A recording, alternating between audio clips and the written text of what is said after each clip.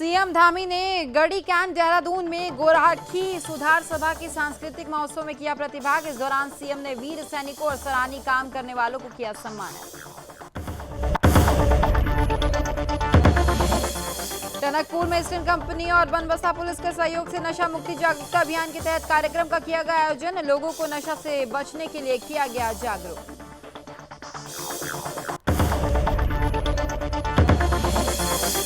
खटीमा के औद्योगिक प्रशिक्षण संस्थान में जिलाधिकारी रंजना राजगुरु की अध्यक्षता में जन कल्याणकारी बहुउद्देशीय शिविर का किया गया आयोजन।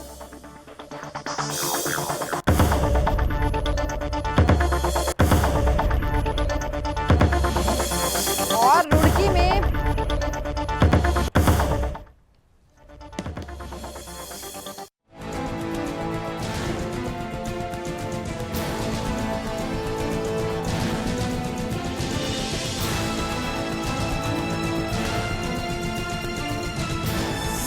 आप देख रहे हैं सुदर्शन न्यूज। नमस्कार, उत्तराखंड विशेष देख रहे हैं आप और मैं हूं आपके साथ स्मारिका ठाकरे। उत्तराखंड के सीएम पुष्कर सिंह धामी अपने एक दिवसीय दौरे पर चमोली पहुंचे। चमोली पहुंचकर बीजेपी कार्यकर्ताओं ने सीएम का फूल मालाओं से भव्य स्वागत किया। पीजी कॉलेज गोपेश्वर के जिम हॉल में आयोजित बीजेपी युवा मोर्चा के प्रदेश कार्य समिति की बैठक का दीप प्रज्वलित कर सीएम ने शुभारंभ किया। अपने बीच युवा सीएम को पाकर बीजेपी के युवा कार्यकर्ताओं में खासा जोश देखने को मिला। सीएम ने कार्यकर्ताओं को संबोधित करते हुए युवाओं को पार्टी की रीढ़ बताया है। आगामी विधानसभा चुनाव को देखते हुए उन्होंने पार्टी कार्यकर्ताओं में उत्साह भरा।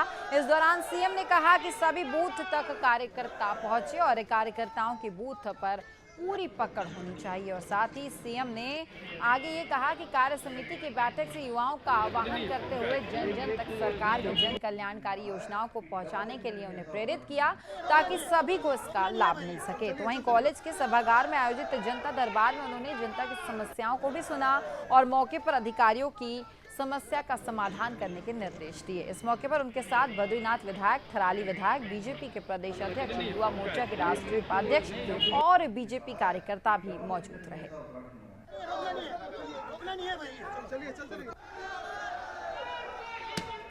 आज युवा मोर्चा की प्रदेश की कार्य समिति गोपेश्वर में यहाँ हुई है। देखिए, वर्तमान समय में चुनाव की दृष्टि से जब बात करते हैं तो जनता पार्टी मजबूत आधार बनता है और एक अच्छा वातावरण है, मजबूत संगठन है। जनता के बीच में 5 साल तक पूरे 5 साल देश व देश हो उसमें उसके परिवेश में चाहे कोई युग रहा हो, उसमें युवा नौजवान की भूमिका हमेशा से महत्वपूर्ण रही है। चाहे राम का युग रहा हो, चाहे भगवान कृष्ण का युग रहा हो, हर युग में। और चाहे हमारा उत्तराखंड बना है, उसमें भी नौजवानों ने, युवाओं ने उत्तराखंड बनाने का काम किया। तो निश्चित रूप से हमारे देश के यशस्वी प्रधानमंत्री जी का जो विजन है कि हमारा 25 साल का जब ये प्रदेश होगा तो हर क्षेत्र में ये देश का अग्रणी प्रदेश होगा, आदर्श प्रदेश होगा, नंबर 1 प्रदेश होगा। उसके लिए मैंने युवाओं का आह्वान। तो वहीं उत्तराखंड के सीएम पुष्कर सिंह धामी ने गढ़ी कैंट देहरादून में गोखारली सुधार सभा की तरफ से आयोजित सांस्कृतिक महोत्सव में प्रतिभाग किया। इस अवसर पर उन्होंने वीर सैनिकों, वीर नारियों और विभिन्न क्षेत्रों में सराहनीय काम करने वालों को सम्मानित भी किया। और इस दौरान सीएम ने सभी को नवरात्रि और दशहरा पर्व की शुभकामनाएं भी दी। सीएम धामी ने ये कहा कि हमारी परंपराओं को आगे बढ़ाने में त्योहारों की महत्वपूर्ण भूमिका होती है। त्योहार आपसी भाईचारे और सौहार्द के प्रतीक भी माने जाते हैं। उन्होंने कहा कि हमारी संस्कृति ही हमारी विशिष्ट पहचान होती है। हमें अपनी प्राचीन संस्कृति को बचाकर रखना होगा। इसी अवसर पर सीएम ने घोषणा की कि कर्नल आरपी गुरंग के नाम पर गढ़ी कैंट में एक कार्यक्रम किया जाएगा। और साथ ही उन्होंने कहा कि पीएम मोदी जी के नेतृत्व में देश जो है वो तेजी से प्रगति कर रहा है। उन्होंने देश को सशक्त, गौरवशाली और वैभवशाली भारत के रूप में वैश्विक स्तर पर पहचान दिलाई है। आज भारत आत्मनिर्भर भारत की दिशा में तेजी से आगे बढ़ा है।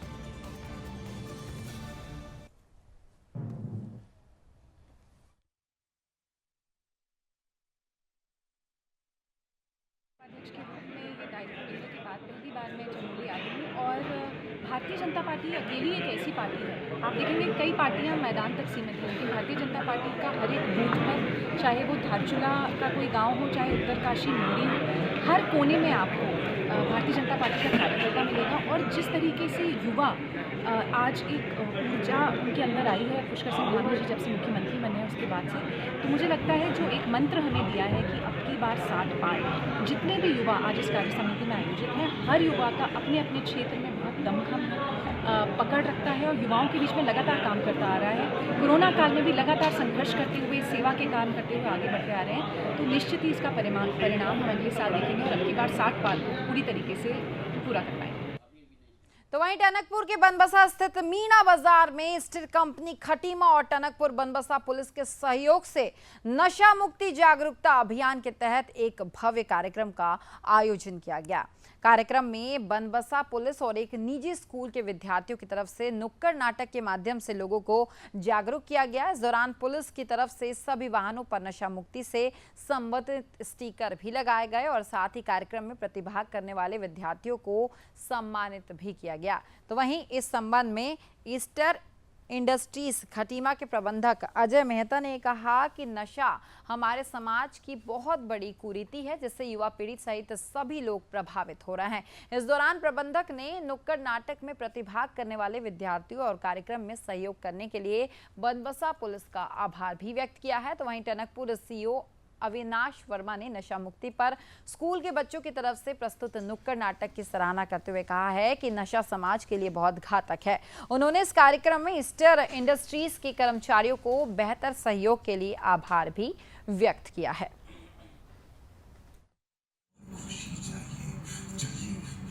आज की हमारे समाज की बहुत बड़ी कुरीति है जिसमें छोटे से छोटे बच्चों से लेकर बड़े से बड़े लोग, बुजुर्ग लोग बहुत बर्बाद हो रहे हैं, जिनके परिवार बर्बाद हो रहा है। उसमें हमारा ये प्रयास है स्टेट इंडस्ट्री यूनिट खटीमा की तरफ से कि हम लोगों को जागरूक करें नशा के विरुद्ध। और इसमें नोजगे पब्लिक स्कूल के बच्चों ने बहुत अच्छी एक अपना नुक्कड़ नाटक यहाँ पर प्रस्तुत किया।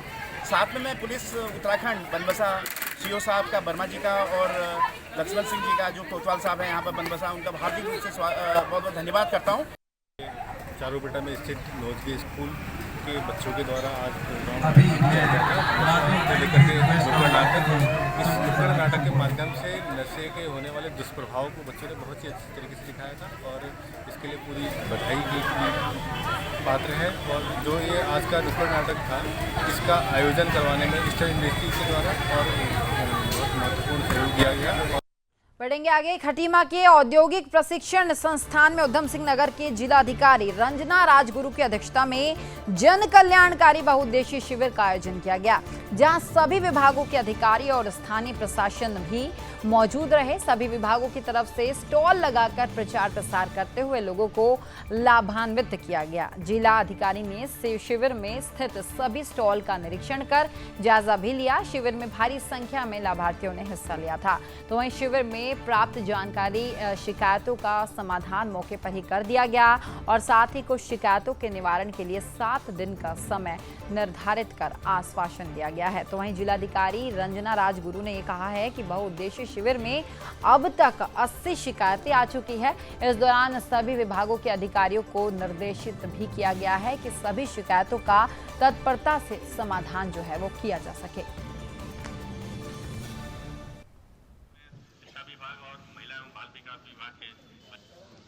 खटीमा में जो बहुउद्देशीय शिविर लगा हुआ है, इसमें अभी तक हमें 80 शिकायतें और आवेदन पत्र प्राप्त हो गए हैं और इसमें आज सभी विभागों की तरफ से अपनी अपनी योजनाओं के प्रचार प्रसार के लिए स्टॉल भी लगाए गए हैं। तो मुझे पूरी उम्मीद है लोगों ने इसका लाभ उठाया होगा।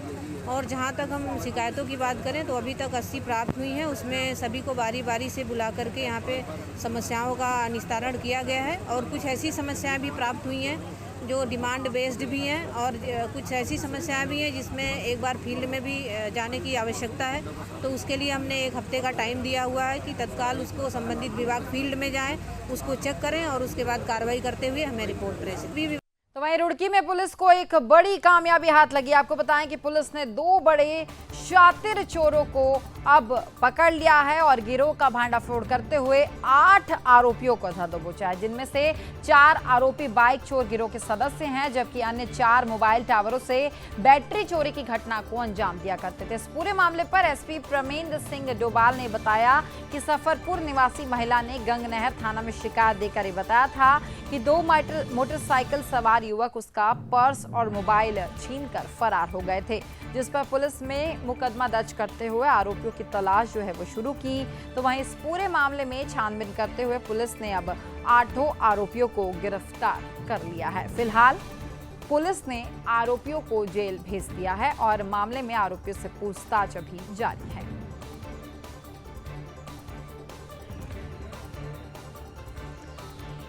तो आपको बता दें कि ये जो चोर थे वो लगातार बाइक और बैटरी की चोरी किया करते थे। अब पुलिस ने 8 जो आरोपी थे उन्हें पकड़ लिया है और पुलिस को एक बड़ी सफलता भी प्राप्त हुई है।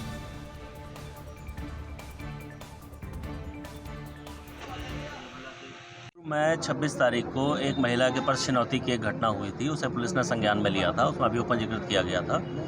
उसके बाद सीओ रुड़की और इनकी टीम के द्वारा इसमें इंस्पेक्टर और सीआईयू के जो इंचार्ज हैं इनकी मदद से एक गैंग वर्कआउट हुआ, जिसमें पहले ये लड़के मोटरसाइकिल चोरी करते थे, उसके बाद उन मोटरसाइकिलों का यूज़ ये छिनौती या अन्य घटनाओं में करते थे। इसमें कुल 4 अभियुक्त पकड़े गए हैं और इनसे करीब 10 बाइकें मिली हैं, जो ये बाइकें चोरी भी करते थे, आगे बेचने का भी काम करते थे।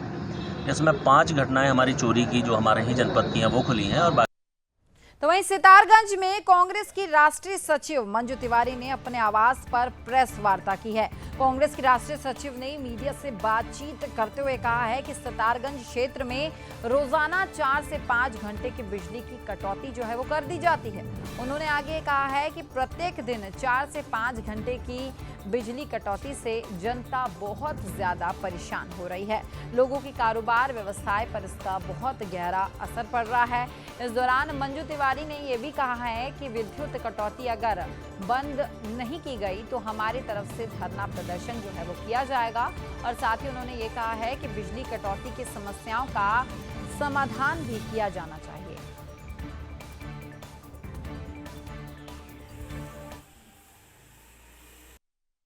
हमारे उत्तराखंड राज्य में बिजली की कटौती हो रही है, 4 से 5 घंटे तक 6 घंटे भी हो जाते हैं और सारे उद्योग धंधे जितने भी बिजली पर निर्भर हैं वो प्रभावित हो रहे हैं। और किसान खेती खलिहान जो बिजली के द्वारा चलाए जाते हैं, ट्रैक्टर, उससे भी लोग परेशान हैं।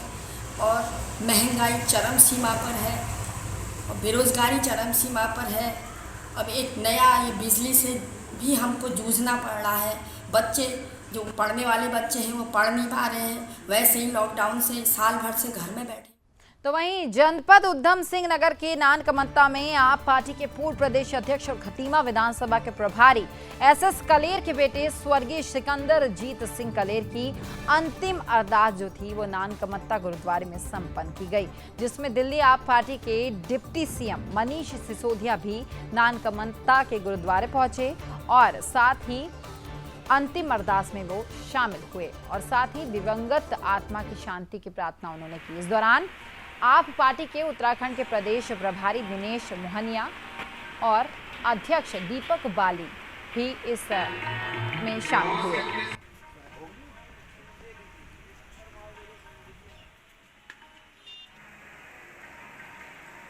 जो हमारे प्रदेश के पूर्व अध्यक्ष एसएस कलेर साहब हैं, उनके बेटे की स्वर्गीय सिकंदर जीत सिंह कलेर की आज अंतिम अरदास थी। तो हम सभी लोग यहाँ पर श्रद्धांजलि देने के लिए आए थे और हमारे दिल्ली के जो डिप्टी सीएम हैं माननीय हमारे मनीष सिसोदिया जी, वो भी यहाँ पर श्रद्धांजलि उन्होंने भी दी। हम सभी प्रदेश के उत्तराखंड के जितने भी आम आदमी पार्टी के कार्यकर्ता हैं, सभी लोग अपनी ओर से प्रार्थना करी है, श्रद्धांजलि दी है कि कलेर साहब को इस दुख की घड़ी में भगवान इस दुख को सहन करने की शक्ति प्रदान करें। तो वहीं उधम सिंह नगर के तराई इलाकों में उत्तराखंड कमाऊ के रिटायर्ड आईजी और जनजातीय आयोग के प्रदेश उपाध्यक्ष गणेश मर्तेलिया की तरफ से बेरोजगार युवाओं को सेना में भर्ती देने की निःशुल्क ट्रेनिंग दी जाएगी। इसी कड़ी में गणेश मर्तोलिया ने नानकमत्ता खटीमा के विद्यालय में क्षेत्र के जनप्रतिनिधियों के साथ बैठक कर संवाद किया। क्षेत्र के युवाओं ने इस पहल को सराहनीय बताते हुए पूर्व आईजी का धन्यवाद भी किया है और साथ ही बैठक में आईजी मर्तोलिया ने कहा कि उत्तराखंड के युवाओं को नशा मुक्त लेने का संकल्प दिया गया है। आपको ये भी बताते चलें कि युवाओं को स्वरोजगार और भर्ती के लिए युवाओं को निःशुल्क परीक्षण भी अब दिया जाएगा।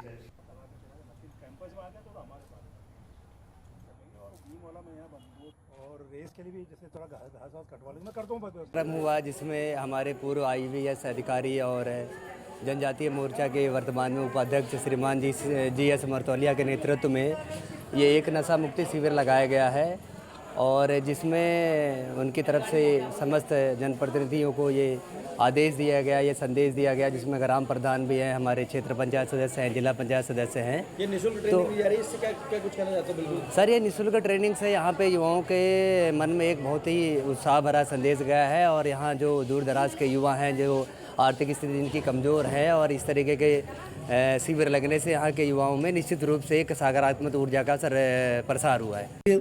एक ही उद्देश्य है कि जो युवा है हमारा, जो हमारी आगे आने वाले समय में जो हमारी ताकत है वो सही दिशा में जाए और सही काम करे, रोज़गार भी तलाशे, रोज़गार के साथ साथ नहीं होता तो सेल्फ एम्प्लॉयमेंट की बात भी वो करे और कुछ कुरीतियों से दूर रहे, वो हमारा मकसद है।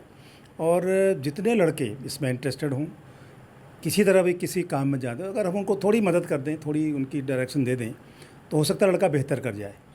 क्योंकि पिछले 2 साल में आपने देखा होगा यूथ थोड़ा सा फ्रस्ट्रेशन में चला गया, पर दिक्कतों में आ गया, स्कूल कॉलेजेस बंद हो गए, रोज़गार कम हो गया, लोग कहीं वापस भी आए, तो उस तरफ न जाएं बच्चे, उस दिशा को, गलत रास्ते को न पकड़ें। तो मेरी कोशिश है कि स्पोर्ट्स के माध्यम से, ट्रेनिंग के माध्यम से, पढ़ाई के माध्यम से, कोचिंग के माध्यम से उनको एक पॉजिटिव साइड में ले जाऊँ। तो वहीं कश्मीर में एक बार फिर से 1990 के दशक जैसा चुन चुनकर हिंदुओं की हत्याएं की जा रही है।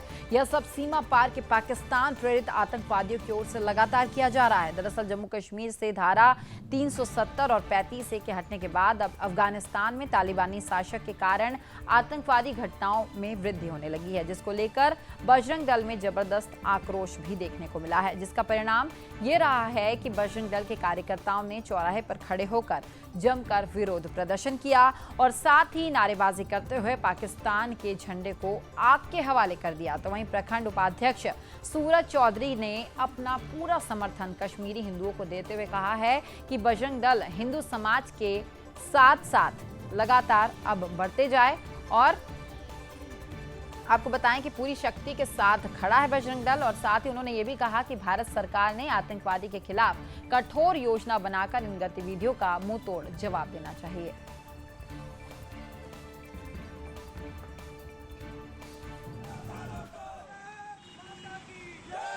आज विश्व हिंदू परिषद बजरंग दल कार्यकर्ताओं द्वारा रामनगर के भवानीगंज चौक पर कश्मीर में हुई हिंदू की निर्मम हत्या के विरोध में पाकिस्तान का झंडा जलाया गया। सन 1990 के दशक के जैसे चुन चुनकर हिंदुओं की हत्याएं की जा रही हैं।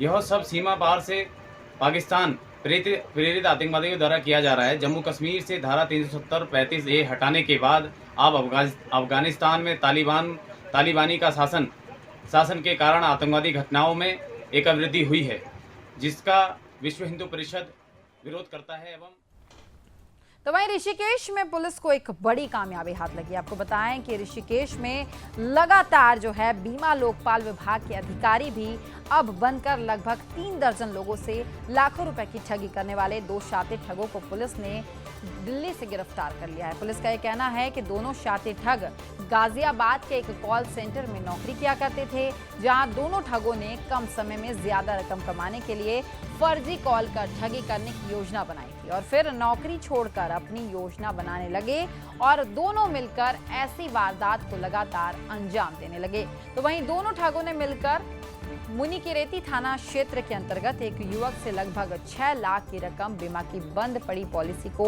दोबारा से चालू करने के नाम पर ठगी की, जिसे अब पुलिस ने अब गिरफ्तार कर लिया है। तो वहीं आरोपियों के पास से एक कार, 50,000 नकद और 6 मोबाइल चेक बुक और पेन ड्राइव और 5 ATM कार्ड भी बरामद किए गए हैं। फिलहाल आरोपियों को जेल भेज दिया गया है और इस पूरे मामले में आरोपियों से अब पूछताछ भी जारी है।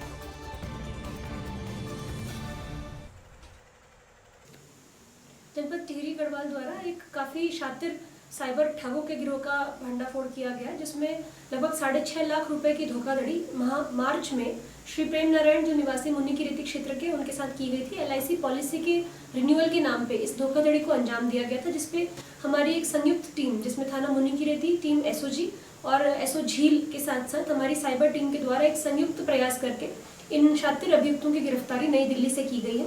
इन सभी को न्यायालय के समक्ष प्रस्तुत भी कर दिया गया। इनके कब्जे से 5 ATM कार्ड, 6 मोबाइल फोन और 50,000 रुपए की नकदी बरामद की गई है। इनका आपराधिक इतिहास काफ़ी वृहद है। इनके खिलाफ न केवल उत्तराखंड में जनपद चंपावत में, जनपद देहरादून में, प्रेमनगर में, इसके अतिरिक्त जनपद टिहरी गढ़वाल में। तो वहीं उत्तराखंड ने आम आदमी पार्टी को 55 विधानसभा चंपावत से पार्टी को एक और चेहरा मिल गया। आपको ये बता दें कि मदन सिंह महर ने आप पार्टी का दामन थाम लिया है और आपको ये भी बताते चले कि एक प्रश्न चिन्ह ये बना हुआ था। आम आदमी पार्टी जो है इस बार उत्तराखंड में एक विजन लेके आई है, जो कि यहाँ की जो दोनों पार्टियाँ जिन्होंने बारी बारी से यहाँ पर राज किया है, भारतीय जनता पार्टी और कांग्रेस पार्टी, जिनके पास कोई भी विजन नहीं है, तो उत्तराखंड पार्टी जो विजन है उसके अनुसार उसने ये कहा है कि हम उत्तराखंड को जो है पूरे विश्व की आध्यात्मिक राजधानी बनाएंगे। हरिद्वार से CM पुष्कर सिंह धामी क्या कुछ कह रहा है, ये आपको सुनवाते हैं। नरेंद्र मोदी जिंदाबाद, नरेंद्र मोदी जिंदाबाद, बोलो सांचे दरबार की, सांचे दरबार की।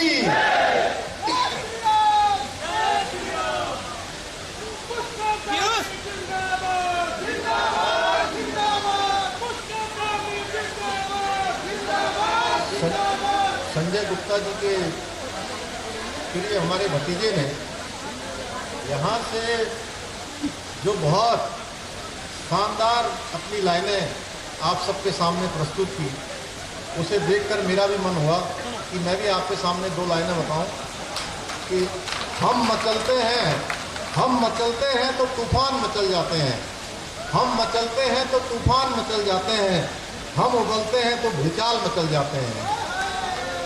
हम बदलने की कोशिश तो करें भाई, हम बदलने की कोशिश तो करें भाई, हम बदलते हैं तो इतिहास बदल जाते हैं, हम बदलते हैं तो इतिहास बदल जाते हैं।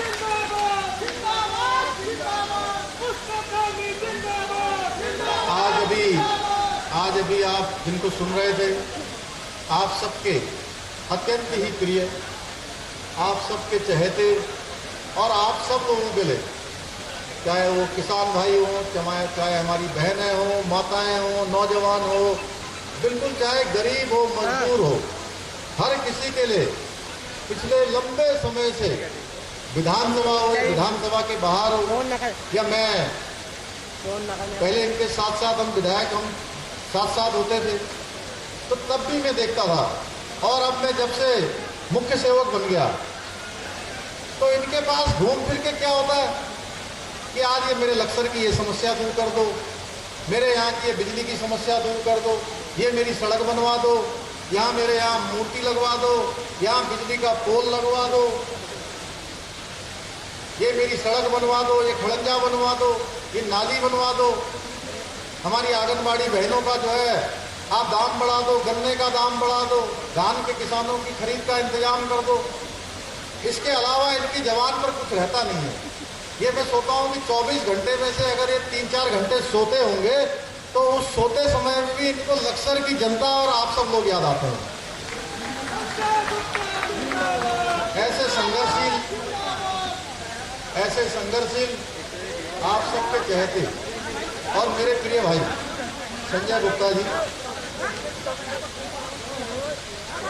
और मंच पर विराजमान हमारे आप सबके बहुत ही लोकप्रिय, अत्यंत प्रिय हमारे बाबा जी, जिनको आप सब लोग स्वामी यतीश्वरानंद जी जिनको जानते हैं आप सब लोग भली भांति, हमारे कैबिनेट मंत्री, इस हरिद्वार जनपद के प्रभारी, उच्च शिक्षा के मंत्री, स्वास्थ्य मंत्री, सहकारिता मंत्री, प्रोटोकॉल मंत्री भाई धन सिंह रावत जी, हमारे बहुत वरिष्ठ नेता, और हम सब लोगों के, मेरे संजय गुप्ता जी के और जो है स्वामी जी के, हमारे तीनों के अभिभावक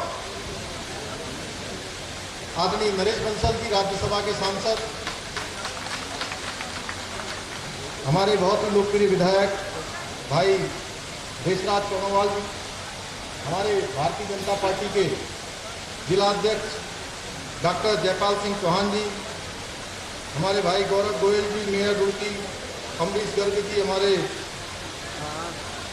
अध्यक्ष नगर पालिका परिषद लक्सर, जिला महामंत्री भाई आदेश सैनी जी, जितेंद्र चौधरी जी, निपेंद्र चौधरी जी, श्यामवीर सैनी जी, सुनील सैनी जी, आशुतोष शर्मा जी जो मंच का संचालन कर रहे हैं, और मंच पर विराजमान सभी हमारे वरिष्ठ पदाधिकारीगण, हमारे दूर दूर से आए हुए मेरे सभी बड़े बुजुर्ग, सभी उपस्थित माताएं, बहनें, मेरे नौजवान साथियों, सबसे पहले तो आप सब लोगों ने जितनी गर्मजोशी से आज हम सब लोगों का, मेरे साथ आए हुए सभी अतिथियों का आपने स्वागत किया है, इतनी गर्मजोशी से, इतने उत्साह से, इतने स्नेह से हमारी माताओं, बहनों ने, नौजवान साथियों ने, बड़े बुजुर्गों ने, सभी हमारे प्यारे प्यारे बच्चों ने, सब ने जो आज यहाँ पर मेरा अभिनंदन किया है, मैं भी आप सबका अभिनंदन करता हूँ, शीश झुका के आप सबको प्रणाम करना चाहता हूँ।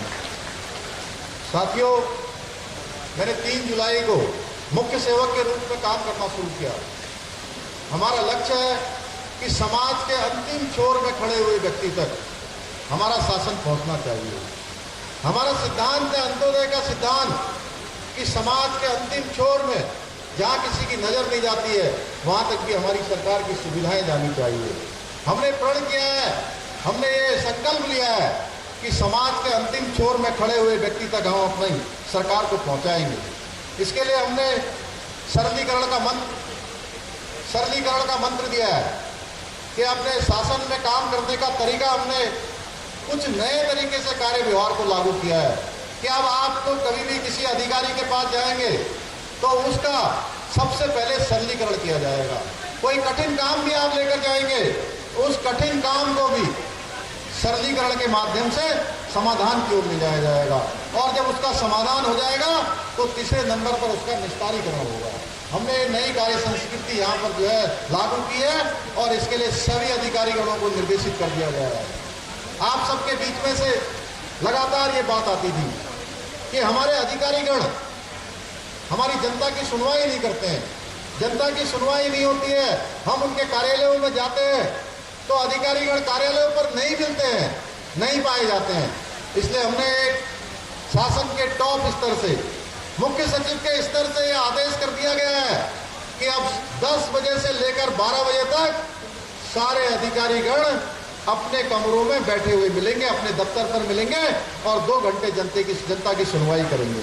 प्रत्येक दिन जनता की सुनवाई करेंगे और मामलों का तत्काल रूप से उनका निस्तारीकरण करेंगे।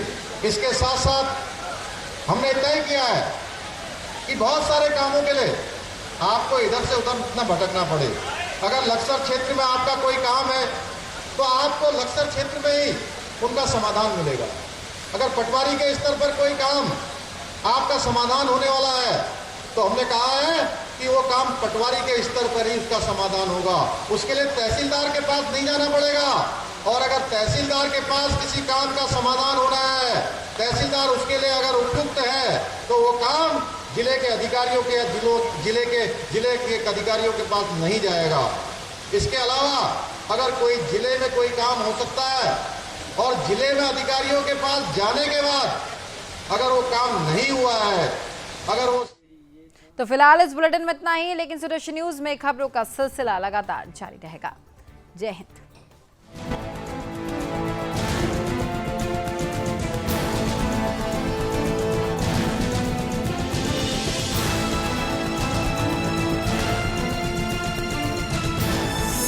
आप देख रहे हैं सुदर्शन न्यूज।